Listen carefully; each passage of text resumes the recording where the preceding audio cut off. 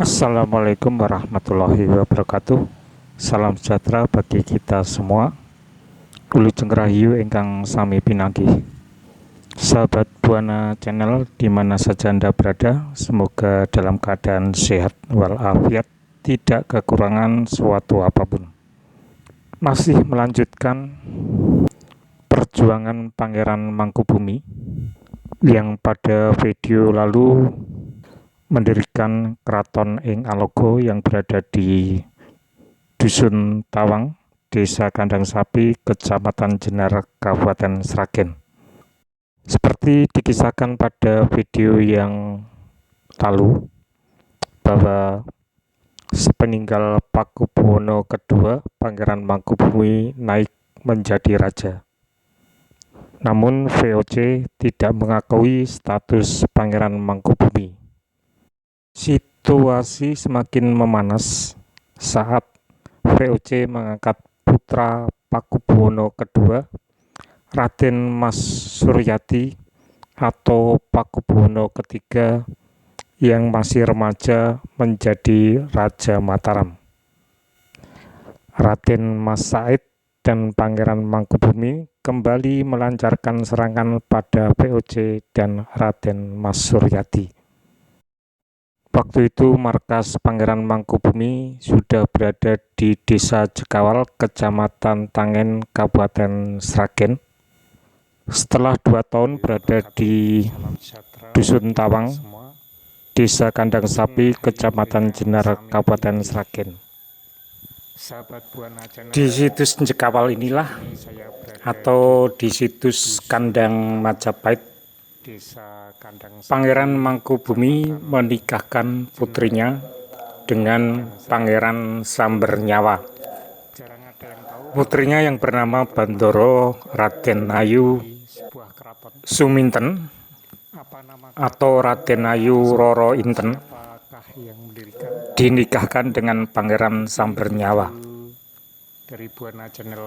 Untuk meredam serangan Pangeran Mangkubumi, VOC menjalankan siasat licik dengan memecah belah Raden Mas Said dengan Pangeran Mangkubumi. VOC mengirimkan utusan khusus untuk menghasut Raden Mas Said atau Pangeran Sambernyawa agar berhati-hati terhadap Pangeran Mangkubumi yang bisa mengkhianatinya. Di sisi lain, VOC juga mengirim utusan ke Pangeran Mangkubumi. VOC membujuk Pangeran Mangkubumi dengan menjanjikan setengah wilayah kekuasaan Mataram yang dipegang oleh Raden Mas Suryati. VOC kemudian mengundang kedua orang tersebut untuk merundingkan pembagian kekuasaan. Perundingan terjadi pada tanggal 22 sampai 23 September tahun 1754 membahas pembagian wilayah kekuasaan Mataram. Gelar yang akan digunakan kerjasama VOC dengan Kesultanan dan sebagainya.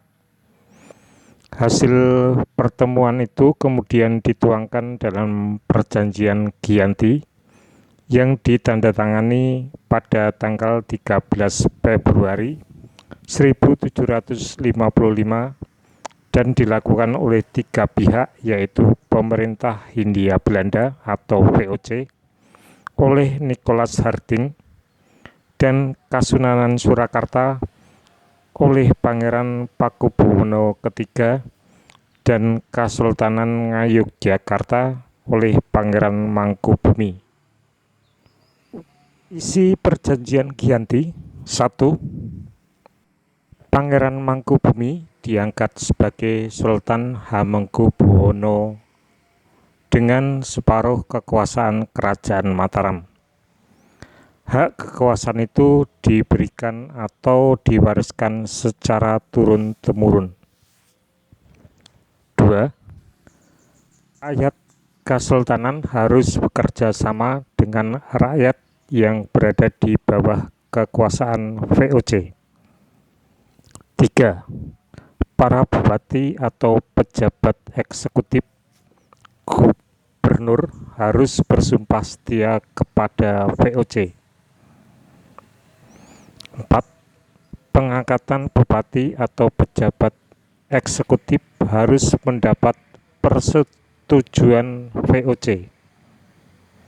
5. Sultan harus mengampuni bupati atau pejabat eksekutif yang memihak VOC dalam peperangan. 6. Sultan tidak akan menuntut hak Pulau Madura atau daerah pesisir lain yang telah diberikan Pakubuwono II kepada VOC. Sebagai gantinya, VOC akan memberi uang ganti rugi sebesar 10 rial setiap tahunnya. 7. Sultan Hamengkubuwono akan memberi bantuan jika Sunan Pakubuwono III membutuhkan. 8. Sultan akan menjual bahan makanan dengan harga yang ditentukan VOC. 9. Sultan berjanji menepati segala macam perjanjian yang pernah dibuat antara penguasa Mataram terdahulu dengan VOC. Sahabat, dampak dari perjanjian Giyanti yaitu memecah belah kerajaan Mataram. Kerajaan Mataram terbagi menjadi dua, yaitu Kasultanan Ngayogyakarta Hadiningrat dan Kasunanan Surakarta Hadiningrat.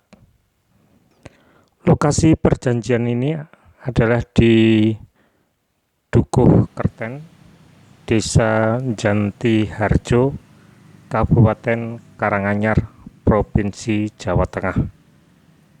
Nah, lokasinya seperti di video ini. Melihat isi perjanjian tersebut, Raden Mas Said atau Pangeran Sambernyawa bertempur melawan Belanda dan Kasunanan Surakarta, yaitu Raja Pakubuwono II, dan sekarang musuhnya bertambah satu lagi, yaitu Pangeran Mangkubumi